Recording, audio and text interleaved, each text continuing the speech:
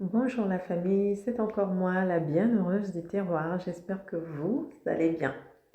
Alors, on revient dans cette deuxième vidéo. N'oubliez pas, euh, j'aimerais vous dire ceci. Je ne magnifie pas notre culture dans le sens de l'idolâtrer. Je sais qu'aujourd'hui, en 2023, il y a des choses dans notre culture qui font que si nous voulons avancer tous ensemble dans une paix sociale, dans une justice sociale, nous allons devoir nous asseoir, nous regarder en face et dire non, il y a des choses au niveau culturel quand même, ça a retravaillé en 2023. Et il y a d'autres choses que, oui, non, ça c'est indiscutable, on garde ça. Beaucoup de personnes vont dire que notre culture bantou est le gros frein à l'évolution de l'homme noir dans le monde entier. Le même homme noir, on le met dans tous les continents. Il est toujours le dernier, le pauvre, le ceci, le cela, la queue du troupeau. La solidarité bantou est le cœur du sujet que l'on va aborder. Je me sers simplement de la nomination du cabinet du Premier ministre et de tout son entourage pour parler d'un élément culturel ou sociologique qui nuit à notre essor à tous vers la félicité. Puisque s'il y a grogne, c'est que on est fâché. Il y a des cailloux dans la gorge. Bon, allez, maintenant on se défait de ça. Ce que je voulais vous dire, c'est comment est-ce qu'on peut faire en sorte que le favoritisme, le piston, l'ethnicisation des postes soit plus un avantage qu'un autre, qu'un inconvénient. Vous savez, au Canada, ils ont eu à affronter ce problème-là d'une certaine façon que j'ai trouvé ingénieuse. Lors de la grande immigration italienne au Québec, moi je parle surtout du Québec parce que c'est là-bas que j'ai appris tout ça. Les Italiens, quand ils avaient des postes, des magasins, tout ce que vous voulez, en général, ils faisaient tout pour caser d'abord les membres de leur famille, leurs amis, les amis des amis, tout ce monde. Ce qui fait que même la personne qui vous avait donné votre chance au début regrettait à la fin parce que ses propres enfants n'avaient même plus vraiment le travail.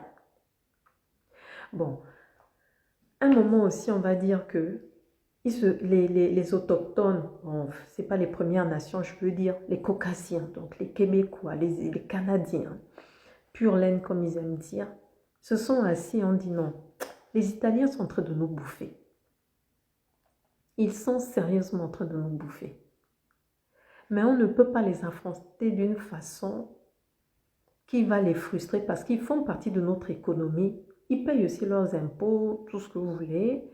Même s'il y a la mafia, n'oubliez pas que la mafia veut dire famille, ça c'est dans leur sociologie, on ne va plus les changer. Mais en même temps, avec le climat rude aussi, on avoue que on a une pénurie de main-d'œuvre et de talent. Comment est-ce qu'on va faire? Les dirigeants se sont assis et ils ont décidé d'institutionnaliser. Ils ont décidé de démocratiser le piston. Ils ont décidé de démocratiser le piston en l'appelant la recommandation. Donc, c'est-à-dire, il n'y a plus de pression à faire quelque part. Il n'y a plus ton neveu, ta soeur, ta frangine, ton ami depuis qui va travailler avec toi. Tout ce qu'on te dit, c'est que ça peut même être toute ta famille, du grand-père au dernier né. Ce qu'on veut, c'est une personne compétente qui réussit sa période d'essai. Vous pouvez être même uniquement des Italiens, on s'en fout. Et si la personne réussit tout ça, on vous donne une prime. Maintenant, la prime elle va varier en fonction des entreprises.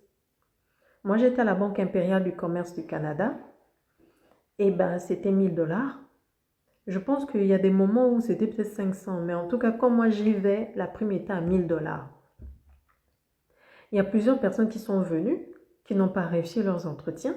Il y a d'autres qui sont venus, qui ont réussi, mais qui n'ont pas tenu la période d'essai, parce qu'on travaille avec des indicateurs de performance et il faut y aller. Donc, Toi-même qui embauches là, tu as la pression parce que quand une personne part, ça te fait toi-même aussi dans tes propres indicateurs de performance que l'élément que tu as emmené n'a pas tenu. L'élément que tu as emmené n'a pas tenu, donc c'est toi qui es un mauvais recruteur. Si les choses n'avancent pas bien, parce que nous sommes tous les maillons d'une même chaîne. Voilà comment au Canada, ils ont réussi à tourner, on va dire, les recommandations italiennes ont un fait. Donc aujourd'hui, à la banque où je travaillais, il y a un fort lobby italien. Quelqu'un comme moi, je pourrais discuter avec. Parce que quand j'arrive là-bas, je suis déjà deuxième meilleure vendeuse de tout le Québec, les 14 régions confondues. Aux Olympiades des métiers et technologies, j'avais eu la médaille d'argent. Et j'y suis restée pendant 3 ans, mon palmarès. J'ai été celle qui a eu la seule promotion pour aller au département des ventes financières au bout de 5 mois. Tout juste, je pense, j'ai eu peut-être au bout du 5e mois. Mais les autres, dont les grands-parents étaient déjà banquiers, les parents étaient des banquiers, de notre génération, parce que ma formatrice, ses parents et ses grands-parents travaillaient dans cette banque. Elle était de ma génération, elle est de ma génération. Elle a eu une éducation financière dès le bas âge.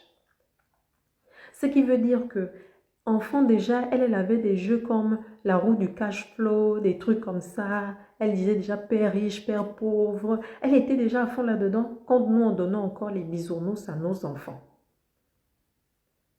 Donc, elle aussi, elle élève ses enfants dans cette éducation financière. Ce qui veut dire qu'elle est spécialisée très tôt. Très tôt, elle va faire ce que ses grands-parents faisaient, ce que ses parents faisaient. Et quand elle va passer des entretiens dans n'importe quelle banque, elle est déjà, même dans les cas pratiques et tout, elle est déjà très avancée. Elle a une maturité financière qui est là.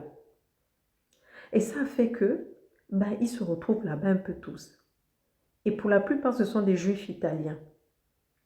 Donc, allez-y, essayez de dire que non, ils ne sont pas compétents pour être là. Pourquoi il n'y a que des juifs ici à la Banque impériale, le commerce? Pourquoi la majorité, c'est des Italiens? Pourquoi? Mais c'est comme ça. On peut aller à gauche, à droite, ils sont bons, ils sont bons.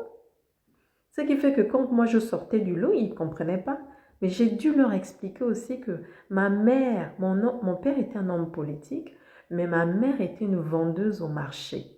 Et j'ai vendu très tôt avec ma mère au marché. Et elle avait une boutique de vêtements, de tissus aussi. Elle allait en Afrique de l'Ouest, elle vendait les vêtements et les tissus et tout. Donc depuis toute petite aussi, j'ai cette culture-là en fait de l'argent.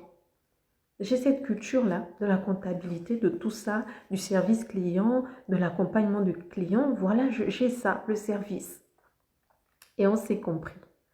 Donc, comment est-ce qu'aujourd'hui, en Afrique, avec notre culture bantou, on peut faire en sorte que les choses soient en notre faveur?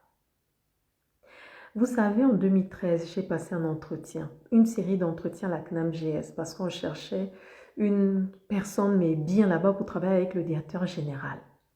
Nous étions plusieurs candidats et en tant que finaliste, on était 3. Parmi nous les 3, il y avait la nièce du DG. J'étais la seule qui avait un diplôme en ingénierie sociale et de la ville parce que je suis ingénieure de la ville et du social. C'est l'une de mes qualifications aussi.